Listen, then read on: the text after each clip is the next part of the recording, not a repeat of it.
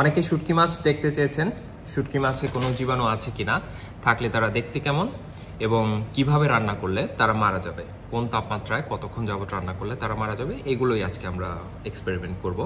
তো আমি দুইটা স্লাইড বানাবো, একটা হচ্ছে আমাদের দেখার জন্য আর একটা স্লাইড হচ্ছে কত তাপমাত্রায় রান্না করলে তারা মারা যাবে সেটার জন্য।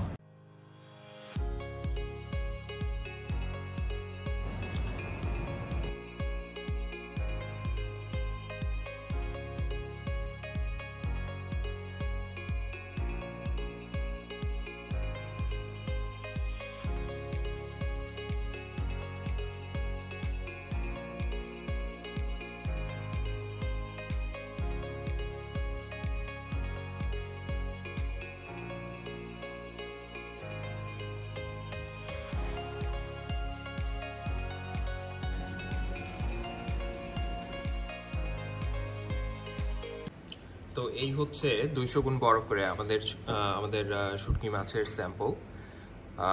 আমরা হচ্ছে স্যাম্পলটা নিয়েছিলাম পেটের দিকের একটা অংশ থেকে। তো স্কিনের উপরটা দেখতে পাচ্ছেন খুব একটা মসৃণ না, তো এটা মনে হয় হওয়াটাই স্বাভাবিক।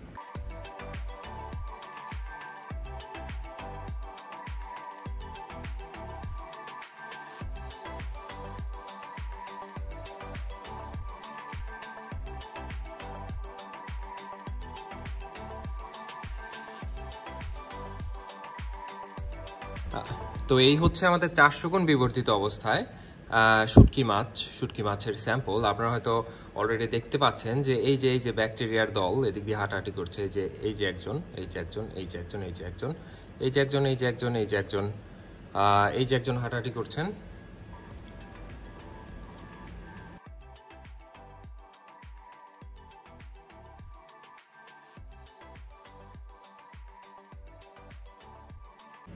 আচ্ছা, এই হচ্ছে আমাদের 1000 গুণ বড় করা অবস্থায়।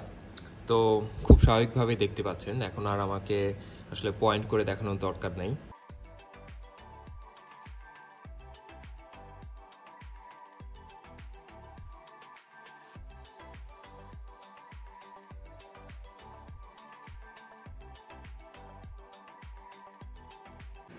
তো আমি আরেকটা জিনিস দেখতে পাচ্ছি, সেটা হচ্ছে এক একজনের সাইজ এক এক রকম। তো যার থেকে বোঝা যাচ্ছে এরা আসলে হয়তো এখানে বেশ কয়েকটা ডিফারেন্ট টাইপসের ব্যাকটেরিয়া আছে। তো আমাদের কনসার্ন আসলে বাকি ব্যাকটেরিয়াগুলো না। আমি যেটা ঘাটাঘাটি করে দেখলাম যে শুটকি মাছে মাঝে মাঝে সালমোনেলা থাকতে পারে। তো সালমোনেলা যদি থাকে সেটা আপনাকে বেশ ভালোই অসুস্থ করতে পারে। আর এমনিতে আদার্স যে সমস্ত ব্যাকটেরিয়া থাকে যেগুলো দেখতে পাচ্ছেন, এরা আসলে মনে হয় মানুষকে তেমন একটা অসুস্থ করার ক্ষমতা রাখে না, যদি না আপনার ইমিউন সিস্টেম দুর্বল থাকে।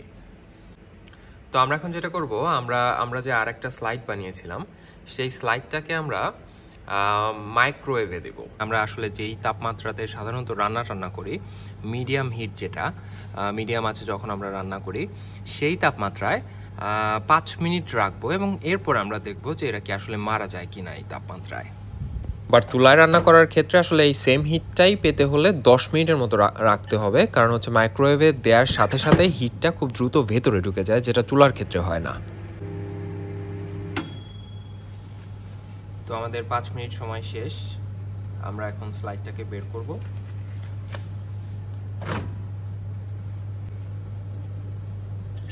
এই হচ্ছে আমাদের স্লাইড। এটাকে আমরা এখন মাইক্রোস্কোপে দেখব যে কেউ কি বেঁচে আছে কিনা আদৌ। তো এই হচ্ছে 200 ডিগ্রি সেলসিয়াস তাপমাত্রায় 5 মিনিট মাইক্রোওয়েভে রাখার পরের অবস্থা। তো আমি আসলে কোনো ব্যাকটেরিয়া নড়াচড়া দেখতে পাচ্ছি না, যেটা আমরা রান্নার আগে বা হচ্ছে 200 ডিগ্রি সেলসিয়াস টেম্পারেচারে দেওয়ার আগে যেটা আমরা হচ্ছে হাজার হাজার দেখতে পাচ্ছিলাম আমাদের সামনে, তার কিছুই আসলে এখন আমি দেখতে পাচ্ছি না। তো আমার ধারণা আসলে তারা সবাই মরে গেছে, যার কারণে হচ্ছে তারা নড়াচড়া করছে না বিধায় আমাদের চোখে পড়ছে না। এইটা হয়তো হইতে পারে, বাট হচ্ছে মারা গেছে। এই যে এইটাও হইতে পারে, হয়তো মারা গেছে। তারপরে যে এটা ব্যাকটেরিয়া হয়তো মারা গেছে, যে এটাও দেখতে পাচ্ছি নড়ছে না, তার মানে হলো মারা যাওয়ারই কথা। এই যে এইটাও, এই স্পটটাও হয়তো ব্যাকটেরিয়া নড়াচড়া করছে না, মানে হচ্ছে মারা গেছে, কারণ তারা সবসময় সাধারণত নড়াচড়া করতে থাকে। যে এইখানে একটা, এইখানে একটা, এইখানে একটা, এইখানে একটা। তো এই হচ্ছে অবস্থা।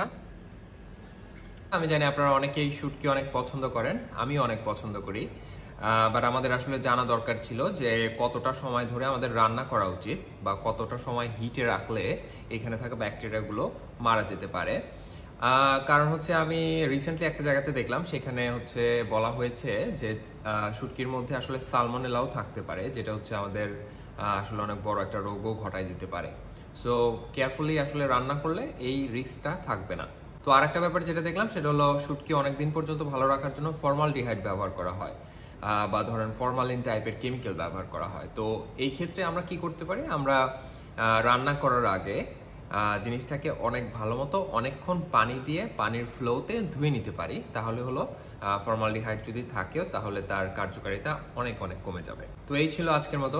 ভালো থাকবেন সবাই, বেশি করে শুটকি খান, ভালো থাকুন। শুটকি আসলে স্বাস্থ্যের জন্য অনেক ভালো। আসসালামু আলাইকুম।